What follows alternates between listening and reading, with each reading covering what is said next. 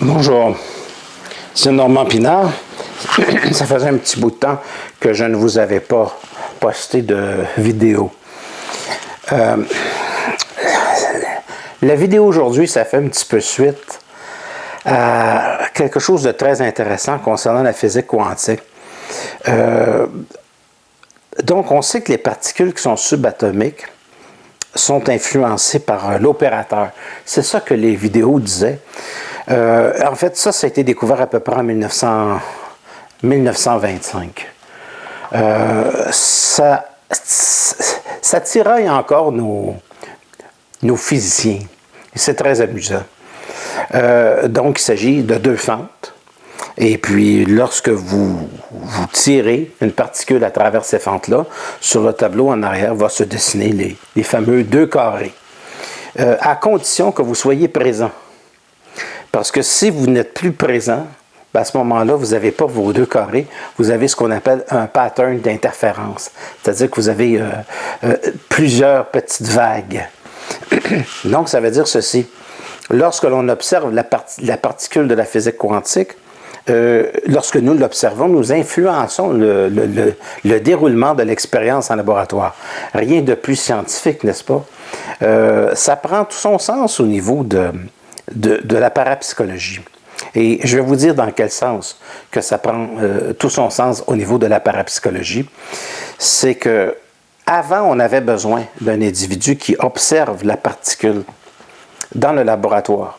Maintenant, il y a des gens au niveau du paranormal qui ont essayé une expérience assez intéressante, comme par exemple être absent de la pièce et être dans un autre pays, mais par une sorte de télépathie, de s'imaginer qu'ils sont dans la pièce et qu'ils observent l'expérience en laboratoire. Et croyez-le, croyez-le pas, la particule se comporte comme si elle était observée. C'est-à-dire qu'on a le pattern de deux carrés qui sont en arrière des deux fentes. Nous avons deux beaux carrés dessinés. C'est quelque chose qui est assez révolutionnaire pour, je pense, les gens de la physique quantique, mais qui n'est pas tellement révolutionnaire pour moi, parce que ça fait 40 ans que je m'intéresse au paranormal. Et pour moi, ça veut simplement dire ceci.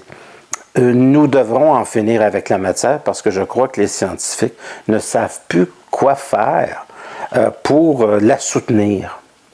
Et on ne peut pas soutenir quelque chose qui n'existe pas. Ça veut dire ceci. Je ne crois pas personnellement en l'existence de la matière. Je crois cependant qu'elle est représentée. C'est-à-dire que nous regardons le monde. Et je ne suis pas le seul à penser comme ça. On est plusieurs là, à travers le temps. Schopenhauer, on est plusieurs. Alors, ça veut dire simplement ceci, que le monde est en nous. Je l'enseigne depuis maintenant une quarantaine d'années, et la raison pour laquelle il est possible de changer au niveau de l'espace, qui n'existe pas, au niveau du temps, qui n'existe pas, de changer les événements qui vont se réaliser dans nos vies, bien, c'est très simple. On peut décider par nos pensées, par une sorte d'exercice de sérénité, de changer les événements dans nos vies, de les changer d'une manière radicale. Alors, ce que la physique quantique essaie simplement d'expliquer, c'est que la particule qui est subatomique n'en demeure pas moins matérielle. Pour eux, c'est de la matière. Qu'elle soit subatomique ou qu'elle ne soit pas d'ordre subatomique et qu'elle passe à travers les murs, alors qu'elle ne devrait pas passer à travers les murs. Mais qu'on dit, oui, mais elle fait abstraction du temps, elle est déjà rendue de l'autre côté. Ceci est du casse-tête faramineux pour tous nos beaux scientifiques qui sont en train de se tuer. On dirait un conte à devenir fou. J'ai du respect pour la science, mais des fois, je trouve qu'il pousse beaucoup trop loin pour chercher des choses qui n'existent pas. Si la matière n'existe pas, ça ne veut pas dire que je la nie. Elle est là. Elle est construite de deux choses. Ces pensées-là sont construites par le monde comme entendement, comme outil de communication mutuelle, et c'est créé par moi. Et c'est la raison pour laquelle il y a de la synchronicité.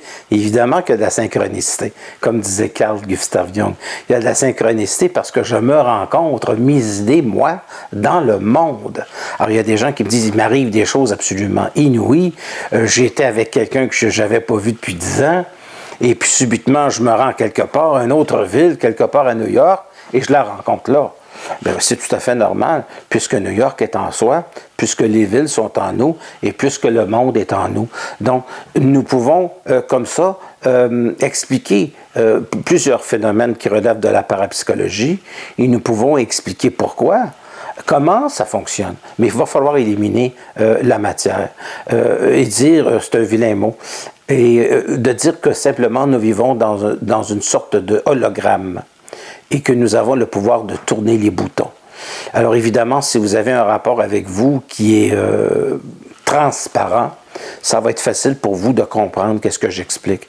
Si la matière vous semble quelque chose de dur, de difficile, et que vous dites que vous êtes aux prises avec toutes sortes de problèmes, vous allez penser que je suis un original et que vous ne passerez pas à travers. Ça, je peux le comprendre, parce qu'il y a des choses qui m'ont pris quand même des décennies avant de les comprendre. Mais il en demeure pour moi que même ce que vous puissiez comprendre ou pas comprendre, au niveau de la physique quantique, les particules se comportent exactement comme si la matière n'existait pas. Il n'y a pas de temps, il n'y a pas d'espace, ils sont à 2-3 places en même temps, ils font ce qu'ils veulent. Alors, moi, je décide de faire la même chose aussi. Tout ça, pour moi, est une sorte de fantaisie scientifique, où la particule se fout bien du scientifique, puisqu'elle est créée par le scientifique. Alors, je ne crois pas que la particule se modifie dans le pattern. Je crois simplement plus loin que ça. Elle est créée par le scientifique qui l'observe. Et c'est la raison pour laquelle elle se comporte d'une manière différente lorsque le scientifique la constitue et lorsque le scientifique ne la regarde pas.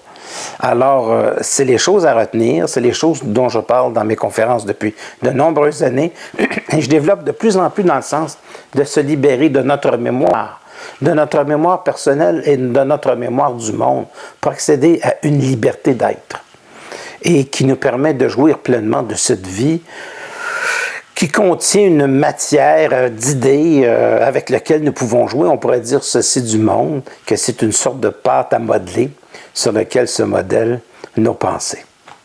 Je vous dis à la prochaine. Au revoir.